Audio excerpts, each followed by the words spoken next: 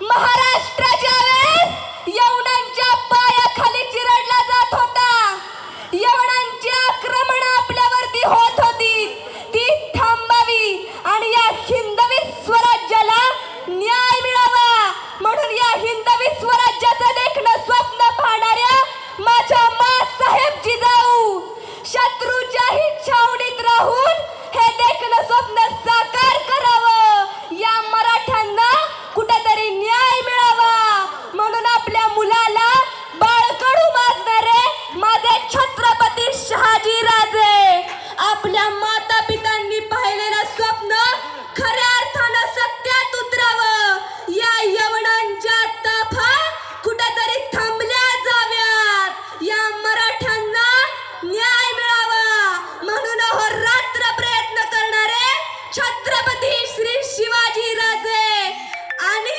छत्रपतींनी निर्माण केलेलं स्वराज्य आबादित राहावं यासाठी अहोरात्र प्रयत्न करणारे धर्मवीर संभाजी राजे आणि आपण ज्यांना नेहमीच आपला आदर्श मानतो तो म्हणजे आपला पवित्र पावन भगवा ध्वज.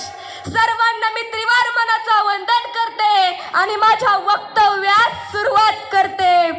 अरे कोण म्हणतं मराठा समाज एक येत नाही, कोण म्हणतं की मराठा समाज एक येत नाही, जर एक आला ना तर अशी बसायला जागा उरत नाही. खरंच आज खूपच गर्दी दिसत आहे, खरंच खूपच गरज दिसते आपल्या मराठी माणसांना.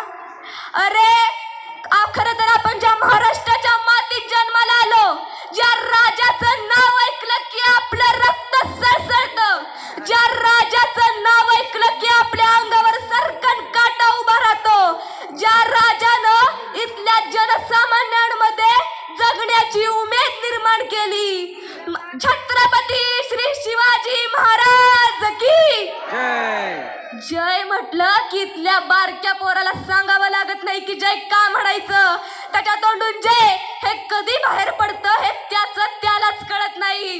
मग ज्या माणसासोबत आपल्या समाजाची माणसं लढलीत त्यांचं कसं होत असेल. राजा आपल्यासोबत लढतोय, राजा आपल्यासोबत बोलतोय, राजा आपल्यासोबत फिरतोय, ही कल्पनाच इतकी विशद आहे. मग उगाच या माणसासाठी हजारो मराठा समाजानं आपल्या प्राणाची आहुती दिली नाही.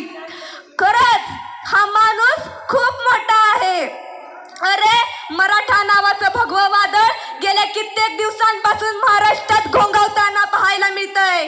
मराठा एक येतोय, एक मराठा,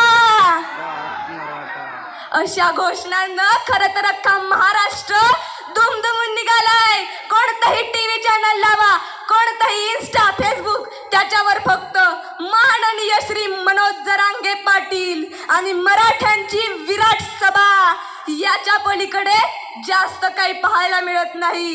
मराठा समाज किंवा कोणताही समाज जेव्हा एकत्र येतो तेव्हा एक प्रचंड मोठी ताकद तयार होते आणि हे मराठा नावाचं आग्यामोहोळ तयार होतं. मला सांगा मराठा म्हणजे काय? मराठा म्हणजे काय? कीर्तनातील टाळ मराठा, कीर्तनातील टाळ मराठा, वारकऱ्याच्या गळ्यातील माळ मराठा, कीर्तनातील टाळ मराठा, वारकऱ्याच्या गळ्यातील माळ मराठा, अहो या महाराष्ट्राची नाळ मराठा. बोला एक मराठा, एक मराठा. स्वराज्यासाठी सांडलेलं रक्त मराठा, स्वराज्यासाठी सांडलेलं रक्त मराठा, स्वराज्यासाठी सांडलेलं रक्त मराठा.